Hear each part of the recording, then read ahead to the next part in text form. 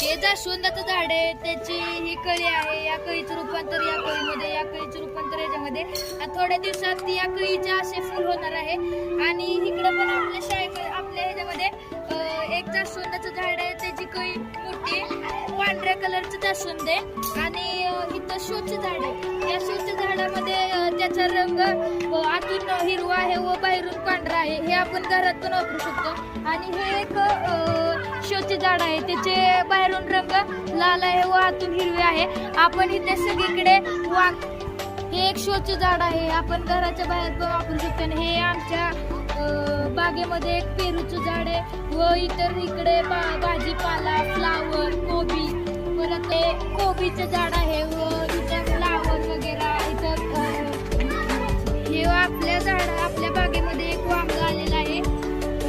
आणि इकडे आपल्याकडे झाडामध्ये आपल्याकडे पपईचं झाड पण आहे. परत इथं बरेच सारे झाड आहे, तुळशी आहे, परत गुलाबाचं झाड आहे. हे आधुनिक शोचं झाड आहे, आपल्या घराच्या बाहेर वापरू शकतो. परत तुळशी आहे, औषधी वनस्पती. तुळशीच्या वर मंजुळा आलेल्या आहेत. आणि परत इथं आपल्याकडे एक पेरू सीताफळाचं झाड आहे. आणि परत इथं आपल्याकडे एक अजून एक झाड आहे,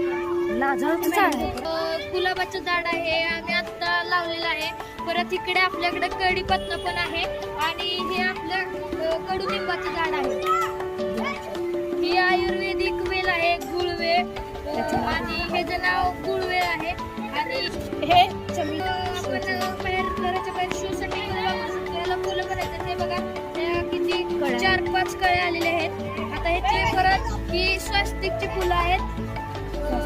शोचे झाड आहे, आतून पिंक कलर आहे व बाहेरून ब्राउनिश कलर आहे. आणि आपण घराच्या हे रोपे आम्ही शाळेतर्फे लावलेले आहेत. हे अजून एक शोचं झाड आहे, त्याचा आतून रंग हिरवा आहे व बाहेरून पांढरा आहे. हे आपण घराच्या बाहेर पण वापरू शकतो. झाड आहे, हे पिंक कळ्या आलेले आहेत त्याला. आता ह्याची फुलं बनणार आहेत. आपल्या बागेमध्ये लावलेलं आहे.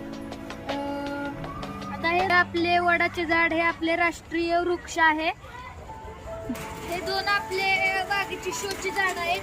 हे एक आहे, ह्याचा आतून कलर ब्राउनिश थोडासा आहे, साईडने लाल कलरची, पिंक कलरची अशी त्याला